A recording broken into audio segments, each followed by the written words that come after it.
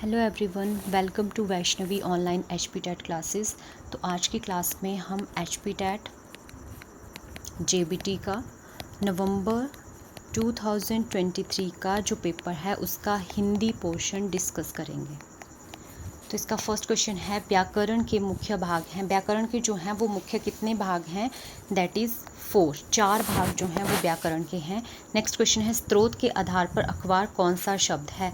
तो स्रोत के आधार पर जो अखबार है वो एक विदेशी शब्द है। उसके नेक्स्ट है दूध का पर्यायवाची। तो दूध को हम क्या क्या बोलते हैं? दुग्ध बोलते हैं, पेय बोलते हैं, क्षीर बोलते हैं। मतलब इसके सभी के सभी ऑप्शन जो हैं that is correct.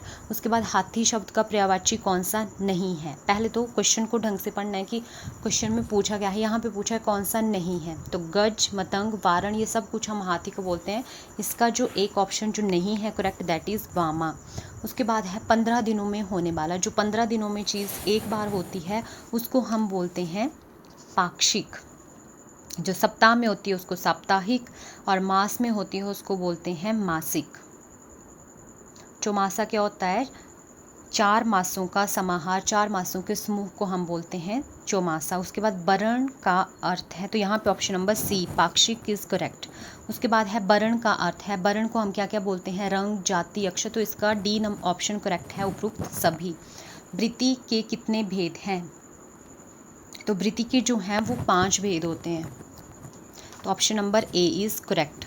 Next question है, दशानन में कौन सा समास है? तो दशानन में बहुव्रीहि समास है। बहुव्रीहि समास कौन सा होता है? जिसमें हम 2 शब्द हैं, जैसे दशा प्लस आनन। तो यहाँ पे हमारे पास 2 शब्द हैं पर वो कोई तीसरा मीनिंग, उसको पढ़ के हमें कोई तीसरा मतलब निकल के आ रहा है। दशानन 10 हैं आनन जिसके, तो एक तीसरे आदमी की इमेज हमारे दिमाग में एकदम से आ जाती है कि दशानन रावण। जैसे पीताम्बर बोलते हैं तो जैसे कृष्ण के, भगवान कृष्ण हैं, विष्णु हैं। तो बहुव्रीहि समास को याद रखने का सबसे अच्छा तरीका है, जब आप उस किसी भी नाम को पढ़ते हैं उसको तुम्हारे पास सोच के किसी तीसरे पर्सन की इमेज आती है, दैट इज़ कॉल्ड एज बहुव्रीहि। उसके बाद है आपका एक समास, द्विगु समास होता है, तो इसमें ऑप्शन नंबर ए करेक्ट रहेगा। उसके बाद द्वंद्व समास है। द्वंद्व मतलब जब दोनों पद प्रधान होते हैं, जैसे भाई बहन, पाप पुण्य।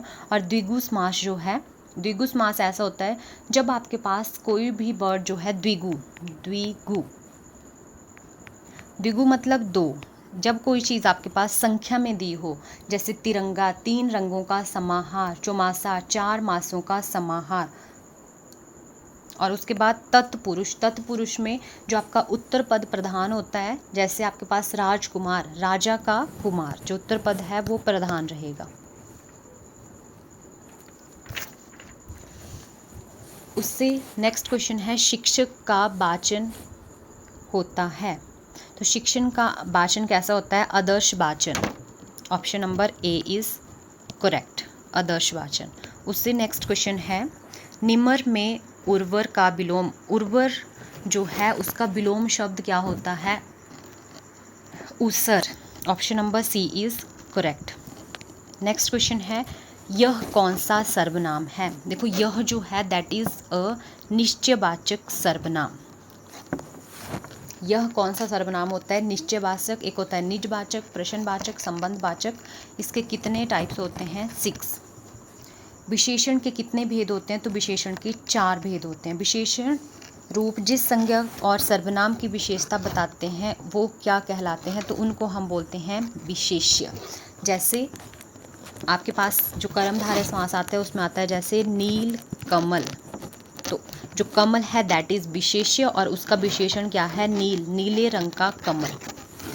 उसके बाद मोहन मकान देख रहा है, कौन सी क्रिया है? तो यहाँ पे कौन सी क्रिया है? दैट इज़ सकर्मक। सकर्मक क्रिया कौन सी क्रिया होती है? जहाँ पे जो है वो कर्म दिया होता है। जैसे मोहन क्या देख रहा है? मकान को देख रहा होता है। वाक्य में जिस क्रिया का प्रयोग होता है जहाँ पे क्या है, नॉर्मली कर्म की आवश्यकता पड़ती है, दैट इज़ कर्मक क्रिया। और अकर्मक क्रिया कौन सी होती है? जहाँ पे कर्म नहीं दिया होता है।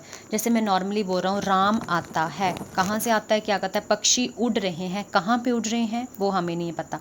सीता हंसेगी। अब मैं नॉर्मल दूसरा सकर्मक क्रिया के सेंटेंसेस लेते हैं, जैसे शीला ने अगर मैं बोलूँ शीला ने खाया, दैट इज़ अकर्मक क्रिया, वहाँ पे कर्म नहीं है। क्या खाया शीला ने? सेब खाया, दैट इज़ कॉल्ड एज सकर्मक क्रिया। अयोध्या के राजा दशरथ के 4 पुत्र थे, यहाँ पे कौन सा पदबंध है? तो यहाँ पे संज्ञा है। अयोध्या के राजा के कितने पुत्र थे? 4। रचना के आधार पर वाक्य के कितने प्रकार होते हैं? तो वो 3 प्रकार वाक्य के होते हैं रचना के आधार पर। अध्यापक शब्द का सही स्त्रीलिंग क्या है? दैट इज अध्यापिका। निमर में आगत वर्ण है, दैट इज कौन सा वर्ण है? ज।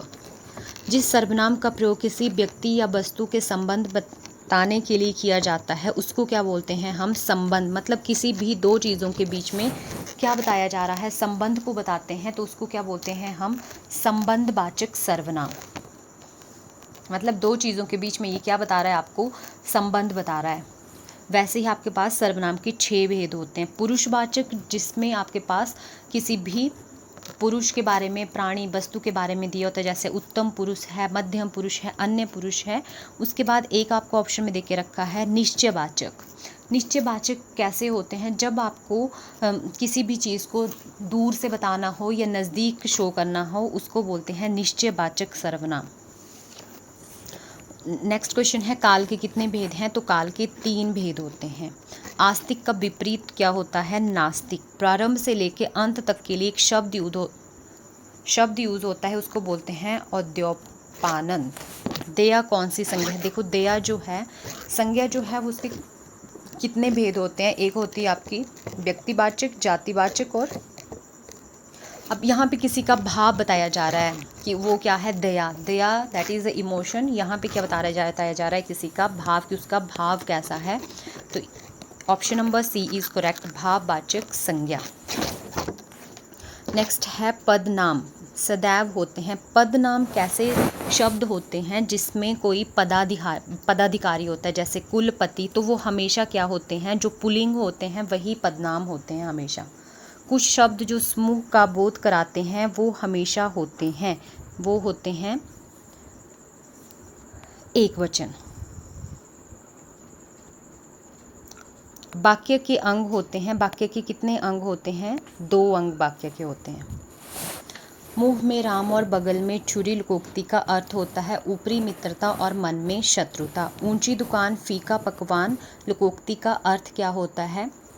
कि किसी का जो है नाम ऊंचा है बहुत ज़्यादा और काम बहुत छोटा है। ऊंची दुकान और फीका पकवान। मैया मैं तो चंद्र खिलौने ले ही, इसमें कौन सा अलंकार यूज हुआ है? दैट इज रूपक अलंकार। एक होता है आपका उपमा अलंकार। इसको कैसे याद रखेंगे आप? इसमें जिन भी शब्दों के में कौन कौन से शब्द आते हैं, जैसे सा, सी, सम, ये वाले शब्द आते हैं, वहाँ पे उपमा अलंकार होता है। उत्प्रेक्ष अलंकार होता है जब हमारे पास वर्ड आते हैं जन, जनु।